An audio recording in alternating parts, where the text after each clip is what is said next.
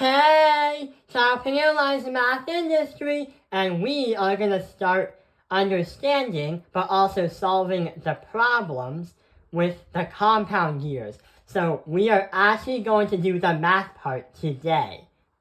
So what we did in the last video is understand the different applications and uses of a compound gear, but also what they are. We've learned about how they can change the gear ratios extremely with torque and speed, but also we've learned about how you can control a machine's performance by adding in compound gears, because since there's a different variety of gear ratios, that allows you to have more control, but also more understanding of the machine and how it works. So over here, we have an example of a compound gear train. And if you notice at the mechanism, you can see that there's a gray gear right here, a blue gear on the bottom, an orange gear on the top, and a green one on the right side. So the gray one is going to be the one that is driving the green one. And notice how even though gray meshes with blue and orange meshes with green, it's still transferring energy, but at a unique system. If you look right here, see how I'm spinning the gears? But if you look at another perspective, you can see that it's truly saying that gray is meshing with blue and orange is meshing with green. Meaning that the blue and the orange one create a compound gear. So we're going to try and find the gear ratio of the two. So since there are two sets of gears that are meshing with each other, then that means we have to do the math twice. So let's start. So first of all, if we take the orange gear off, we can see that gray is meshing with blue. So we have to find the gear ratio between gray and blue. We still have to use the formula right up here, which we say driven is divided by drive. So here's what we have to do. So down here, we are going to write gray to blue. And the gray gear I counted earlier is 12 teeth. The blue gear is going to be a whopping 48 teeth. So going to the formula where gray is driving blue, then we have to say driven divided by drive, which we can turn into a fraction, then transform it into a ratio. So gray is going to be drive, and what's being driven is blue.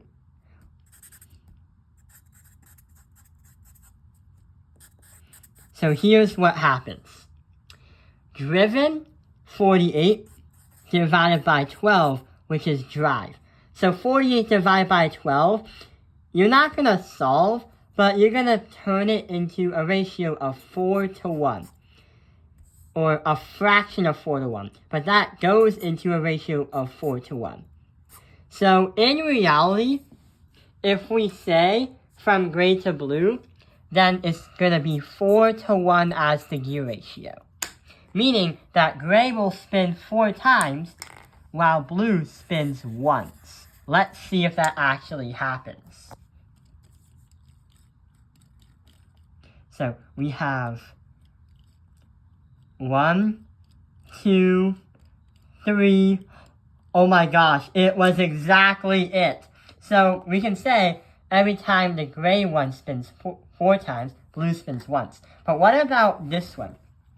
If we put the orange gear back on top of the blue gear, it goes back into a compound gear since we have 2 gears on the same axle. So now we have another thing we have to worry about.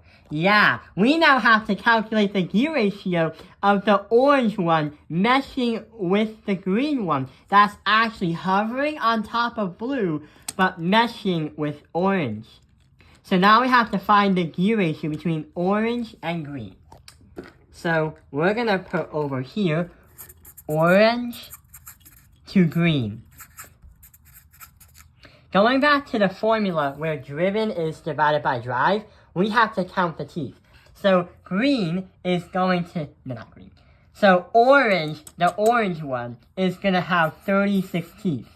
The green one is going to have 24 teeth. So now we have to do the math. So orange, in this case scenario, is going to be drive, excluding the previous gear ratio right over here. Because gray goes to blue, the blue transfers to orange, then orange transfers to green. But now we think about just orange and green. So orange is just the drive. The driven is going to be green because that is the end point. That is where all the energy is ended.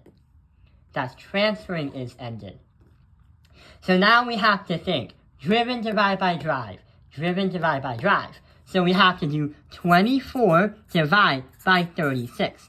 But that's not fully simplified. We have to somehow simplify it to its fullest answer.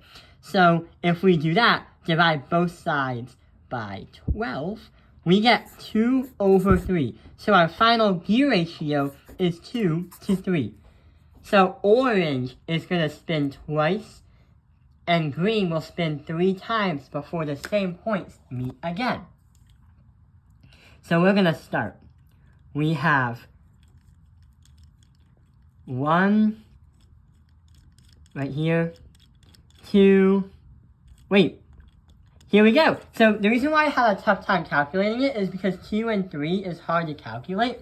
So orange was spinning 2 times, and green spanned 3 times.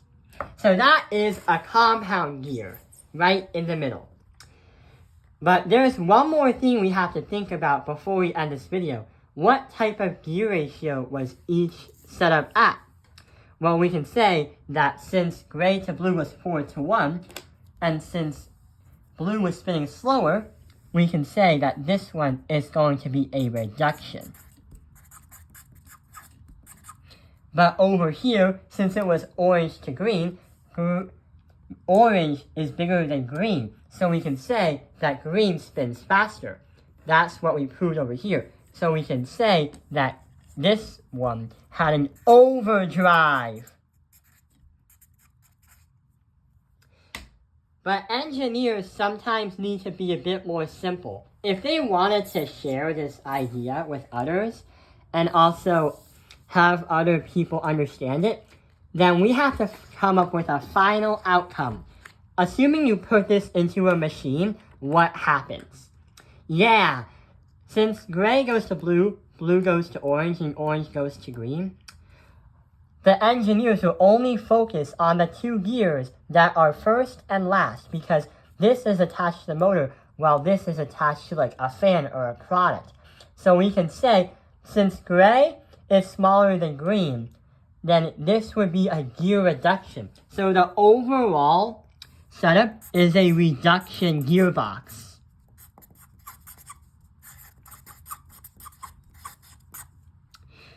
So what happens is it will cause the machine to go slower but work with stronger torque.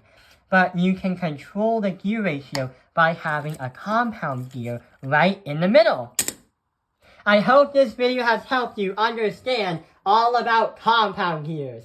Thank you for watching Top Airlines Math Industry. Like and subscribe. And type in the comments below where you have found the compound gear and what gear the machine was part of. Have a nice day!